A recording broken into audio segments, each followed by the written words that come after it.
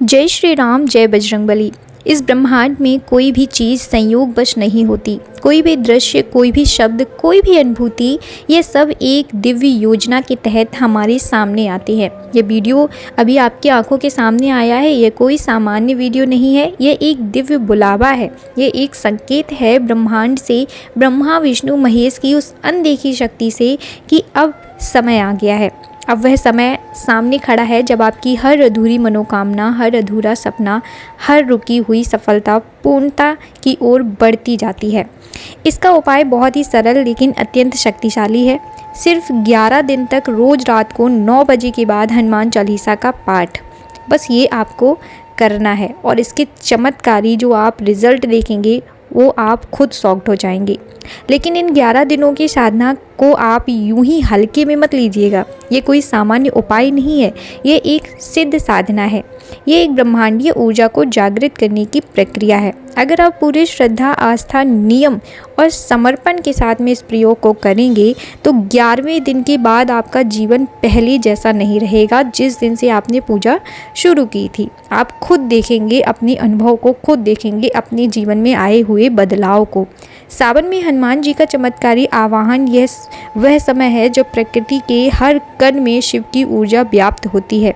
लोग मानते हैं कि सावन सिर्फ भगवान शिव का महीना ही होता है, लेकिन ऐसा नहीं है। आपको यह जानना आवश्यक है कि ये वही दिव्य समय है जब स्वयं शिव अपने अंश रूप में बजरंगबली में समाहित हो जाते हैं। हनुमान जी को शिव जी का 11वां रुद्र रूप कहा गया है। इसीलिए जब आप सावन में हनुमान जी की आराधना करते हैं तो आपको केवल एक देवता की नहीं बल्कि शिव और राम भक्त हनुमान जी दोनों की संयुक्त कृपा प्राप्त होती है। इस महीने किया गया कोई भी पाठ, कोई भी संकल्प, कोई भी व्रत, कोई भी भक्त के जीवन को ऊपर से उठाकर दिव्यता की ओर ले जा सकता है।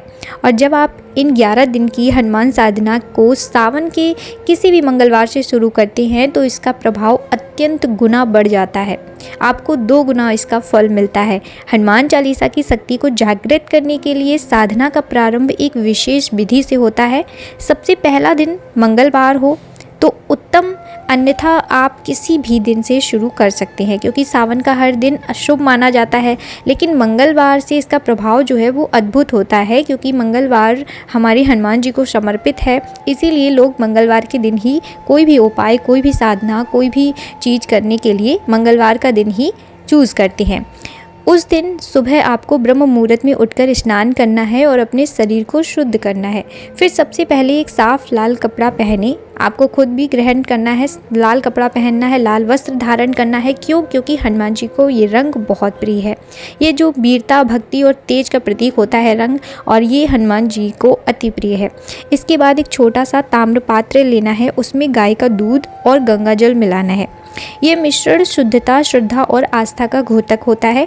फिर इस पवित्र जल से हनुमान जी की प्रतिमा को आपको स्नान कराना है। अगर आपके पास प्रतिमा है तो, अगर चित्र है तो आप गंगा जल का छिड़काव कर सकते हैं।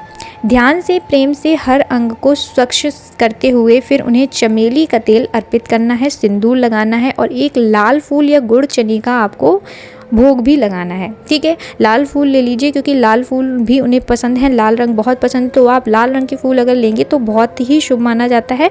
इसीलिए लाल रंग का फूल और गुड़ चना भोग में बहुत पसंद है, बहुत प्रिय है। गुड़ चना लड्डू, और जो आप बना सकते हैं अगर मालपुए तो मालपुए भी बहुत पसंद है। तो अगर आपके पास कुछ भी नहीं है तो आप गुड़ चने का भोग अवश्य ही लगाइएगा जो उन्हें अत्यंत प्रिय है। ठीक है, नहीं तो आप केले का भोग भी लगा सकते हैं। इसके बाद आप नहा धोकर एक पवित्र स्थान पर बैठें और वहाँ कोई विघ्न ना हो, इतना याद रखिएगा। शांति के माहौल में करिएगा। हनुमान जी के सामने आपको 2 दीपक जलाने हैं, एक तिल के तेल का जलाना है, एक देसी घी का जलाना है। दोनों दीपक आपको आंतरिक और बाह्य ऊर्जा के संतुलन का आभास दिलाएंगे। अब समय देखना है, रात के 9 बज चुके हों तभी पाठ आपको प्रारंभ करना है। तो आप 8, साढ़े 8 बजे से अपनी तैयारियां शुरू कर सकते हैं और 9 बजते ही आप पूजा प्रारंभ कर सकते हैं। अब आप पूरी श्रद्धा और प्रेम से लगातार 11 बार हनुमान चालीसा का पाठ करिएगा। हर शब्द में आपकी श्रद्धा होनी चाहिए, हर पंक्ति में आपके भाव होनी चाहिए, हर दोहे चौपाई में भक्ति की गहराई होनी चाहिए। पाठ करते समय कल्पना करें कि हनुमान जी स्वयं आपके सामने विराजमान हैं। आपकी हर बात को वो सुन रहे हैं, वो आपको देख रहे हैं और आपके कष्टों को दूर करने की पूरी कोशिश कर रहे हैं।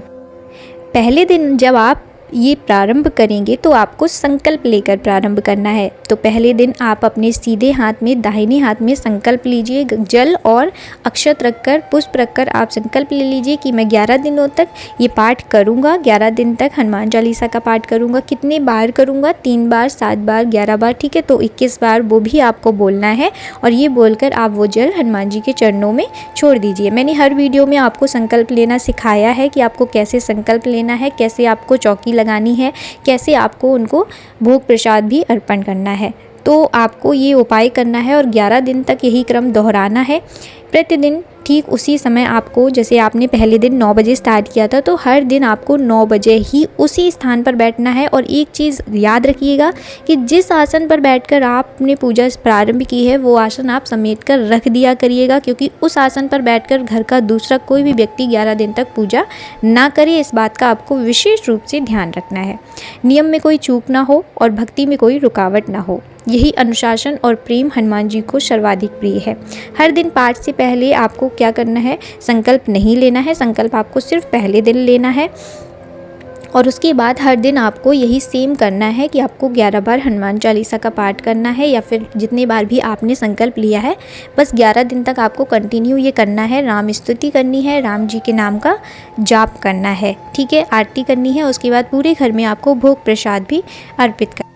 ये जो साधना मैं आपको बता रही हूँ, ये हर उस व्यक्ति को करनी चाहिए जो संघर्ष में फंसा है, जो थक चुका है, जो बार बार हार रहा है और आप नौकरी की तलाश में हैं लेकिन बार बार असफलता हाथ लग रही है। आपकी शादी बार बार टूट रही है, आपका घर खरीदने का सपना है, आपके पास पैसों की बहुत दिक्कतें आ रही हैं, बाधाएं आ रही हैं, रुकावटें आ रही हैं, कानूनी मामलों में आप फंसे हुए हैं, आपको न्याय नहीं मिल रहा है, आपके ऊपर कोई भी नकारात्मक ऊर्जा है, आपके घर परिवार में स्वास्थ्य ठीक नहीं रहता है, या फिर आपके घर में किसी पर शत्रु बाधा या नकारात्मक ऊर्जा चल रही है।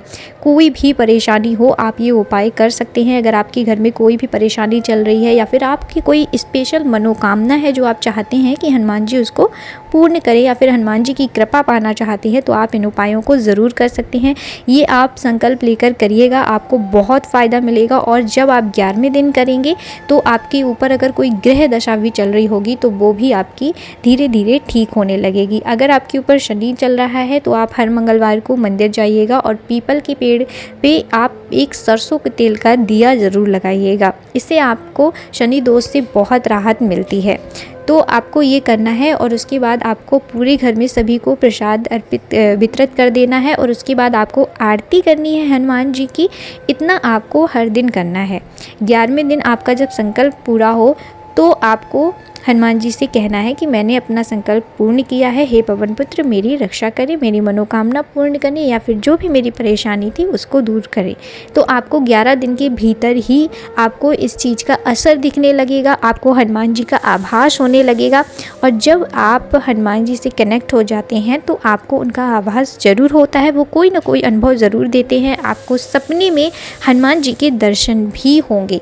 बस इसके साथ साथ आपको कुछ नियमों का पालन करना है कि आपको झूठ नहीं बोलना है। 11 दिन तक जब तक आप करते हैं आपको छल कपट नहीं करना है, किसी के साथ किसी भी बुजुर्ग का अपमान नहीं करना है, मांसाहार का भोजन होता है आपको वो नहीं करना है, मांस मदिरा का सेवन नहीं करना है और ब्रह्मचर्य का पूर्ण रूप से पालन करना है।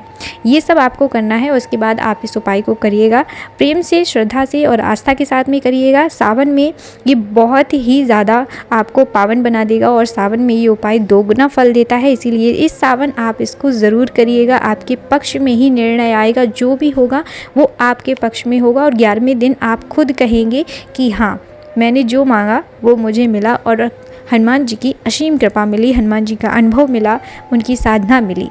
तो चलिए आज का ये उपाय आप ज़रूर करके देखिएगा। इसी के साथ मैं मिलती हूँ नेक्स्ट वीडियो में। तब तक के लिए जय श्री राम, जय हनुमान।